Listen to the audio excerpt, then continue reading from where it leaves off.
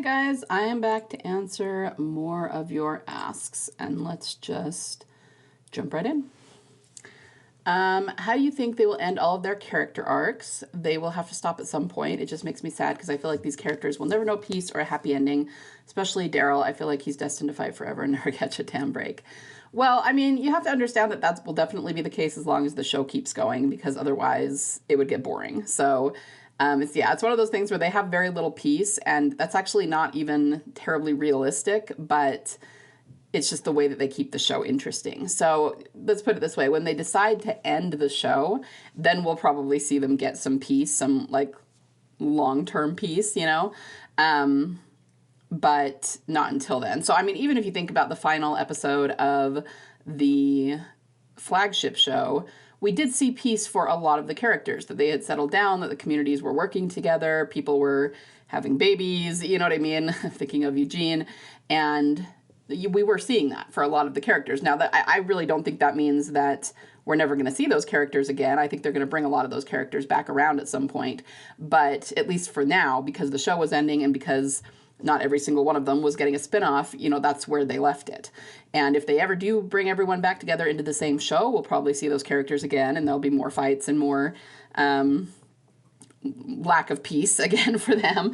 But it just depends on, you know, where they're going for the show. So, I mean, I know what you mean, and it would definitely be nice for Daryl to get a happy ending so that even if he does have to fight, you know, much like Rick and Michonne, at least he has somebody there with him who's his significant other. But at the same time, they're never going to really give him peace until the show ends, because that's just the nature of the show. So I'm sure we'll get it eventually, but just not yet. But I do feel you, and hopefully we'll see some good stuff for him coming up soon. All right, next one. Y'all, sometimes Facebook folks are the funniest ever. A Carol fan made a bunch of kissing pictures and GIFs AI generated with recent popular app of that ship. Someone found them and posted one on Facebook, and people are falling all over themselves believing it. Most commented that it's weird since they are more like a mom-son duo and besties, while those who are forcing that it's true are saying that it's finally time. They mentioned some chemistry and flirting that somehow I missed, right? You and me both. Maybe they had the potential at the first 2-ish seasons, but wasn't it another showrunner that time? I don't remember anything else happened since the season 3 to 4 that could be taken as romantic tension, but maybe I was watching it biased. Anyways, the logic seems like Carol once joked that they should fool around. Daryl shrugged it off. She pretty much said that he's her brother, called Daryl Pookie, and for some people it screams tension and chemistry. But holding hands, drinking moonshine, and gazing deeply into each other's eyes, hug in dim light, candlelit dinner, bridal carry, wanting to settle at a house together, those are not meant to be looked at in a romantic way. LMAO. Yeah, no, I mean, I think you laid it out perfectly. I completely agree with everything you just said. I did have a few people sending me, and this was a couple of months ago. It's probably the same thing, these kissing pictures that you were talking about. It was the picture that was posted that's actually from season 3 that we haven't seen yet, where they're sitting together and her shirt is off her shoulder because she's injured. And somebody, you know, photoshopped that to make it look like they were kissing, and people were sending me that and asking if it was real. And yeah, I mean, there's always going to be people who believe it, and there's always going to be people who push it when they see it.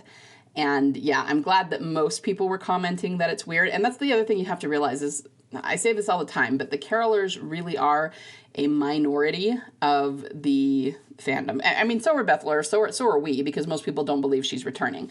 Okay, but they like to think that they are a majority, or that most people want Daryl and Carol together. And don't get me wrong, I think most people want Daryl to be happy. So if they had gone that way from the beginning, if they had gotten him together with Carol back in season 3 or something like that, probably most of the fandom would be fine with it. But they haven't gone that way, and it's been so long now, and it's so obvious that they're friends that that's the way that it's going. Most people now think that it would be weird if they got together, because they've been in the friend zone for so long that it just feels awkward now if they were to suddenly turn romantic. So don't let anyone tell you differently. The people who are pushing it online are strictly the carolers, and they are welcome to feel however they feel about it, but that is not what most of the fandom thinks. So I think most of the fandom wants Daryl to find happiness, and that's why a lot of people jump on the bandwagon when they introduce a new woman. Like they did it with Connie, a lot of people did it with Isabel. They just want him to find some happiness with a woman, and a lot of them don't really care who it is as long as he's happy. So that is where most of the fandom is, but most of them don't want it to be Carol because it would be weird at this point. So yeah, you're right. It's always funny to watch this sort of thing, and there's always people who will believe it and people who will swear up and down that it's true, and then when it's not, they just kind of fade into the background and don't say anything. So anyway, yeah, thanks for sending that in. This is kind of random, but I'm curious what happened to the bodies of the people on the Pikes, such as Tara, Enid, and Henry. Did we ever get closure on that, or did they just bury the heads? Still pissed that they couldn't show a funeral or burial for Beth in any capacity. We haven't gotten closure on where the bodies are, but I assume that they buried them, assuming they found them, because you just have to follow the logic of it in the show from what they do show us. And part of the reason that we harp so bad and so much after all these years on Coda and also the episode after it is that it doesn't make any sense. They didn't show us enough to give us the logic of it, and they were very clearly trying to deceive us on some level, okay?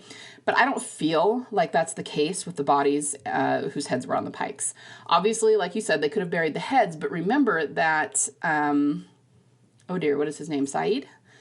Lived and was able to tell everybody what happened. And so that's why we get that flashback in the barn where they all rushed the Whisperers and tried to fight, but it just didn't work, unfortunately, and they were overcome and still were killed. But if he knew that that had happened and he knew where it was, they could have gone to the barn and gotten the bodies. And if the bodies weren't there because the Whisperers moved them, I'm sure they would have done the best they could, or, you know, maybe walkers got to them or something like that. But with that being the case and them telling us that, it's logical that that's probably what happened and that they probably did bury whatever remains they did have because, you know, why wouldn't they? So I don't feel like they were trying to deceive us in that. They just didn't have the time and the screen space, you know, to show us all of the details of that. They just showed us what they thought was relevant, and the rest were meant to infer. And that's different from Beth because it was so clear that they tried to pass Tyrese's funeral off as hers. They didn't show us whether she was buried or what happened to her body. I mean, Daryl carried her out, so they had her body, but it's also really obvious from a million different ways we've shown over the years that they're trying hard to deceive us about some stuff that happened. Like they showed us those clips of Team Family running toward the vans, and we don't know what that was about, and they don't have Beth with them at that point. So there's stuff that went down that they're like teasing us with a little bit, but not showing us. And so it's a little bit different, in my opinion. Yeah, about the funeral, I mean, I'll just say what I've always said, which is that there's a reason for it, because she wasn't actually buried. They tried to bury her according to those trading cards. They tried to bury her at the White Church, and it didn't work. And the reason that they haven't shown it to us is because it didn't happen, you know, and if they did show us what happened, it would be really obvious that she survived. So I get it, but at the same time, it's probably a good thing. If they had shown her funeral in a really obvious way, there would be no Team Delusional. You know what I mean? Like, that's big part of the reason that why we're still here. I love TikTok, but the response to Bethyl on there is so weird. They're a bunch of pious kids who definitely were not around when TWD was actually airing seasons 4 and 5. They like to act like you're insane when you say you ship them. And I'm like, this is a known ship. A lot of people wanted this at some point. Yeah, enough time has passed that young people just weren't around and don't really get it and don't really understand. The other thing is that I think some of that might be the remnant of politics, you know, global politics that are going on today, and people just tend to get up on their high horse about things when they don't even really know what it was. You know what I mean? I mean, it's no different than people who say, she was underage and that's not good. And, well, yeah, they obviously don't know what they're talking about because she wasn't underage. And you know what I mean? It's just obvious that they're just hopping on something to be angry about just because they want to be angry, but they don't actually understand what they're talking about. So, yeah, I mean, I don't look at TWD on TikTok very often. I'm not on TikTok all that much. But I don't worry about this sort of thing because when she does come back, that's going to be geared at people who were watching during seasons 4 and 5. So it's not geared toward these people, and nobody's going to care what they think. So I wouldn't worry about it too much.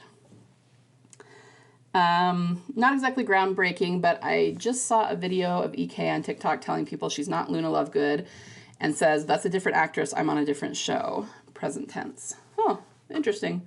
So assuming this was a recent video, then yeah, that's definitely suspicious. I mean, obviously she's talking about TWD, and people will always say, oh, it could just be a misspeak for her, but yeah, we tend to side-eye that.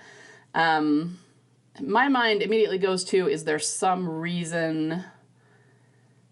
I mean, other than the obvious, I assume the reason she made that video is because a lot of people think she's the person who played Luna Lovegood, and maybe she was getting that question a lot.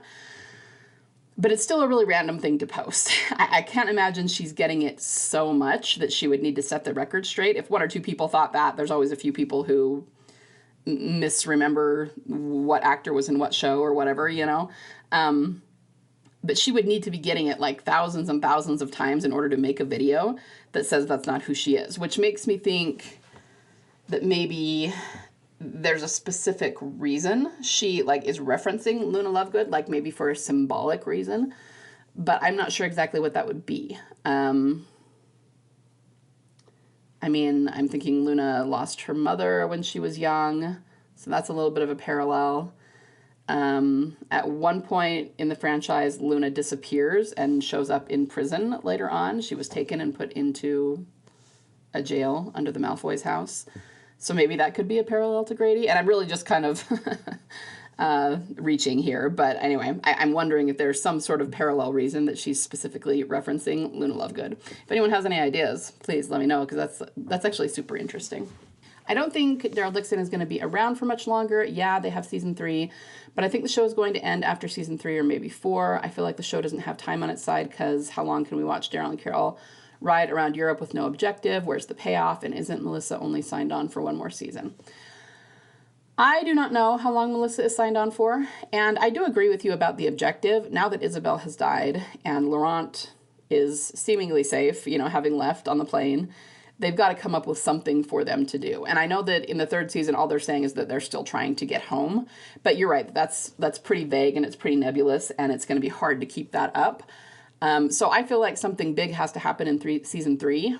Either there has to be some big storyline, or they have to make pretty good progress about getting home, all of that. So I think you're right, but I also think that if they come up with something juicy enough, wonder what that could be, then they could extend it out, as long as they want. So I think I said this in the other video, but I can see it being where maybe they reveal Beth at the end of season 3, and then once, let's put it this way, once they reveal her, they could extend it out for 10 seasons if they wanted at that point, because they're going to have everybody's attention. And I'm not saying I think they're going to do that. I'm just saying that once they get the really juicy reveal, this problem will be taken care of, in terms of, what is the objective of the series moving forward. So yeah, we'll just have to wait and see what season 3 brings us. I mean, we don't know a whole lot about what the storyline is going to be. We've got filming spoilers. We know they're in Spain, but what is actually happening in the episodes, we really don't know. We haven't gotten much, I feel like we had that more in season 1 and 2, because even though we didn't know exactly what the storyline would be, we knew he would be in France. We knew he was going to meet Isabel. You know what I mean? So we had some idea of what he was going to be running around doing. And other than really general stuff like being in Spain, riding his motorcycle, there's apparently a dance and a bonfire with a dragon that burns. That doesn't tell us much about what the storyline actually is. And we don't really know. So it'll be interesting to see what they come up with and where it goes in season 3. But I don't know. I guess I'm saying that I think there will be a payoff. We just don't know what it is yet. So we'll just have to wait and see. So just for the record, I'm getting a lot of kind of angry asks, and they're not anti-TD, they're not angry toward me or toward us. They're just angry toward the show for not bringing Beth back yet. And I generally don't air those ones, guys, because if you want to know why I think it's okay that they do that, you just need to read or listen to anything I've ever put on. You know, the reason she had the crappy ending in Coda and the reason she didn't have the funeral and the reason they haven't brought her back yet is because there's all a storyline coming forward where they will, but it's been pushed and pushed and pushed. In some cases because of circumstances outside the show's control, but I'm not going to air that same type of ask over and over and over again and explain it over and over and over again. So just keep that in mind. I'm skipping a few of these because they all seem to be saying that same thing. It's those clocks in Slabtown that keep me up at night. 4, 8, 10, question mark. I assume you mean the episodes. Didn't Gimple say to someone that the clocks have significance, but it was never explained? Also the get well soon clock. Yes, I know for a fact he did say that the clocks have significance, and you're right that it's never been explained. So yeah, I mean, that is something that should bother people. Until we know for sure what the clocks mean, it's kind of ridiculous to think that Slabtown was just this stupid side arc that they used to kill off Beth. Like, that doesn't make any sense if the clocks, if we still don't have an explanation for the clocks. And we've come up with explanations that we think are the right ones, but we don't know for sure. It's never been confirmed. And all of the explanations we come up with that do make sense all point to her resurrection. So yeah, totally. I mean, the clocks should keep you up at night. I mean, metaphorically, hopefully, not literally. But they definitely, he did say that the clocks had meaning. And no, he has never explained what any of them mean. So that's, I mean, just the fact that, let's talk about the get well soon. Yes, sorry, that sounded funny to me when I said it. Let's just talk about that clock for a minute. All the other clocks are significant, maybe even more significant than the get well soon clock. But think about this. She wakes up in the hospital bed and the clock says, get well soon. That, if it's talking about that moment when she woke up at Grady, because that's what people will say. Well, it's because she woke up at Grady. And so it was her recovering from when she was injured when the cops took her, you know, from Daryl. No. That doesn't make any sense, okay? Because there would be no reason for them to show that clock as she's waking up because we can already see her waking up. It's not foreshadowing at that point. It would have made sense for us to see a get well soon clock at the funeral home to foreshadow that she was going to get hurt and then get well soon. But to show the clock as she's waking up and getting well, that doesn't make any sense because we can see her waking up and getting well. We don't need that clock as a foreshadow at that point. So it's foreshadowing something else, something in the future. And she didn't get hurt again in a major way. I mean, she got hurt, you know, when Dawn beat her up or when she fell down the elevator shaft or whatever, but not in a way that, like, was significant injury at Grady until she got shot. So that clock is a foreshadow that at some point after that scene, after she wakes up in the hospital, she's going to be hurt, but she's going to get well because we're seeing a get well soon. So that's just a tiny little detail, but that alone, until Gimple comes out and says, no, you are wrong, and that's not what that means, it actually meant this, and Beth is dead. Okay, when he says that, I'll shut up about it. But until then, no way. He put that there on purpose. There was a reason for it. And we did not see what the get well soon pointed to in season 5. We still haven't seen it. Because Beth was the only one in that room with that clock. There was no one else we could say, oh, it was about that character. No. She was the only one we saw around that clock. So it's little details like that that make me go, yeah, no, there's more to this. It's not just us howling at the moon and seeing things that are not there. Like Gimple said, the clocks were important. So Gimple's confirming that for us. All right, guys, I'm going to call it there, and I will be back soon with another video. Everyone have a wonderful week, and keep sending me in your asks.